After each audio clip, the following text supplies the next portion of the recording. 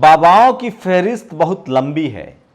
एक और नए बाबा मार्केट में आए हैं जो सोशल मीडिया का इस्तेमाल कर रहे हैं और भक्त पागल हो रहे हैं।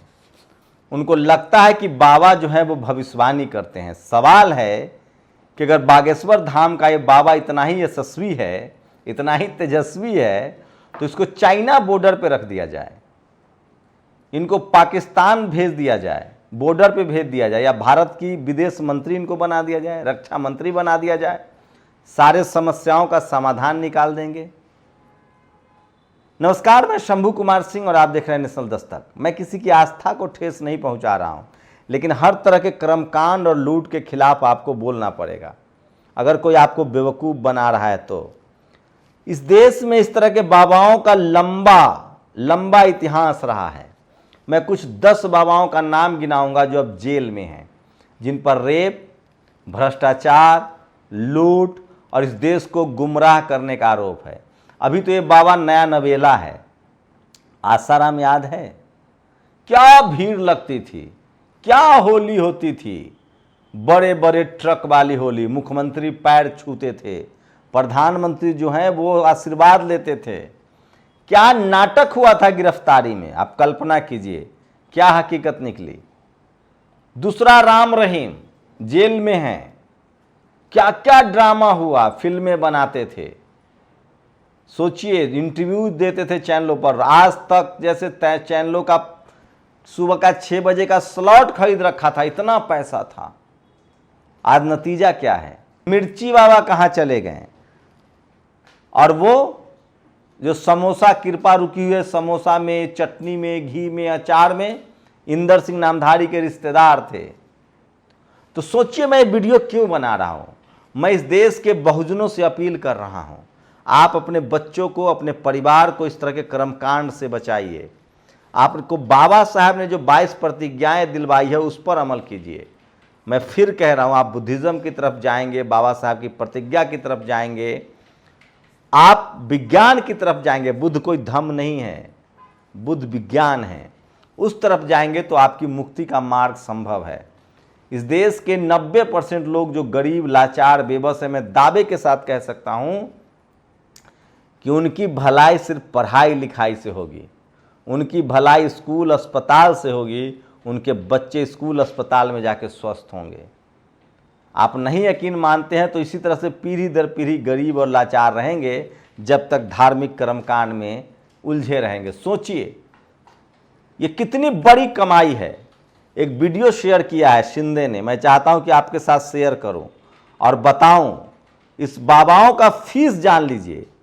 जब आप इनकी फी जानेंगे तो दांतों तले उंगलियां काट लेंगे।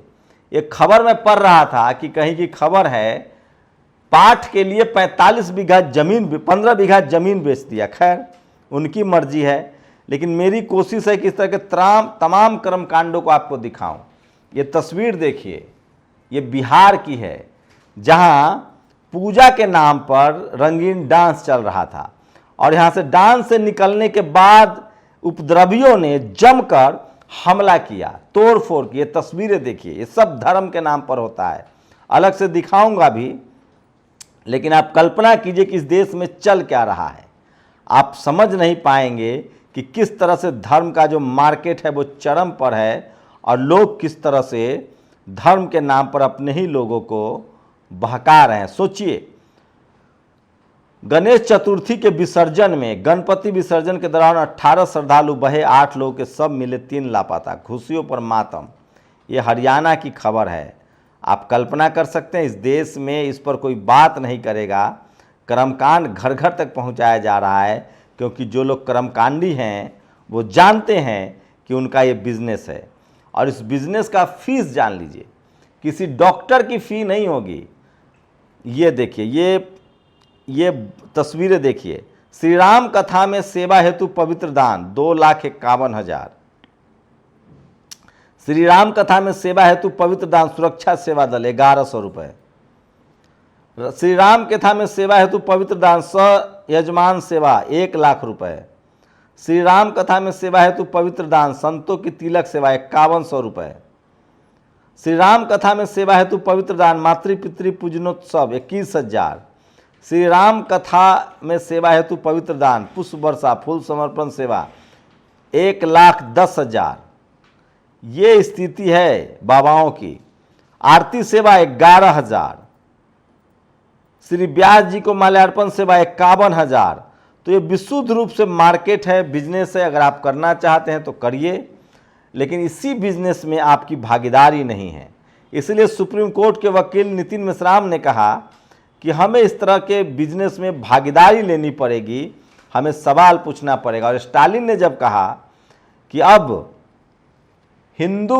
सारे हिंदू पुजारी बन सकते हैं, मुसलमान को छोड़ दीजिए, क्रिश्चियन को छोड़ दीजिए, सारे हिंदू पुजारी बन सकते हैं जो इस तरह का फीस लें, तो सुप्रीम हाई कोर्ट ने, मद्रास हाई कोर्ट ने रोक लगा दिया। सोचिए, आप जिस धर्म में हैं, क्या पुजारी बन सकते हैं?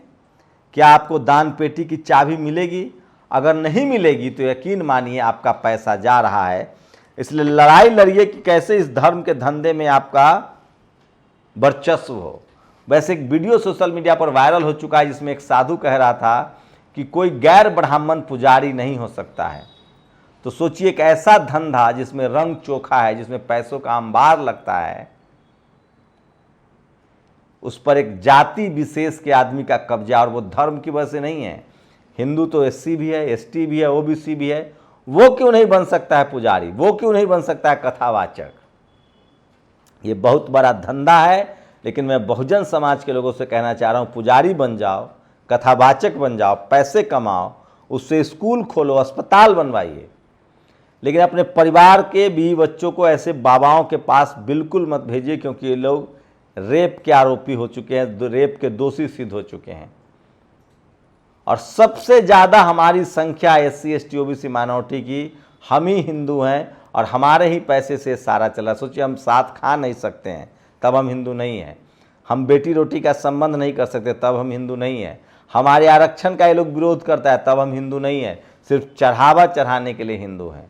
और सोचिए, आप कल्पना कीजिए, जितने जो बाबा हैं, खासकर जो मनुवादी बाबा हैं, ये सब एक पार्टी विशेष का प्रचार करते हैं। इनसे कहिए सपा का प्रचार करने के लिए जो सपा के समर्थक हैं, इनसे कहिए बीएसपी का प्रचार करने के लिए जो बीएसपी के समर्थक हैं, इनसे कहिए जेएमएम का प्रचार करने के लिए जिसके समर्थक हैं। ये कांग्रेस का भी प्रचार नहीं करते हैं, सिर्फ और सिर्फ बीजेपी और आरएसएस के स्लीपर सेल हैं। इसलिए बहुजनों को सावधान रहना चाहिए। ऐसे किसी बाबा के चक्कर में मत पड़िए। इलाज आपका डॉक्टर करेगा, गरीबी आपकी एजुकेशन या बिजनेस से दूर होगी। और मानसिक शांति के लिए आप बुद्ध के रास्ते पर चलिए, योगा कीजिए, एक्सरसाइज कीजिए, गरीबों की मदद कीजिए, तभी जाके आपको मानसिक शांति मिलेगी। जिस तरह के ये कर्मकांड में आप फंस रहे हैं, वहाँ सिर्फ आपके हिस्से में बर्बादी, बदनामी, लाचारी, बेबसी आएगी। आप लोग की क्या प्रतिक्रिया? अपनी प्रतिक्रिया जरूर दीजिए। शुक्रिया।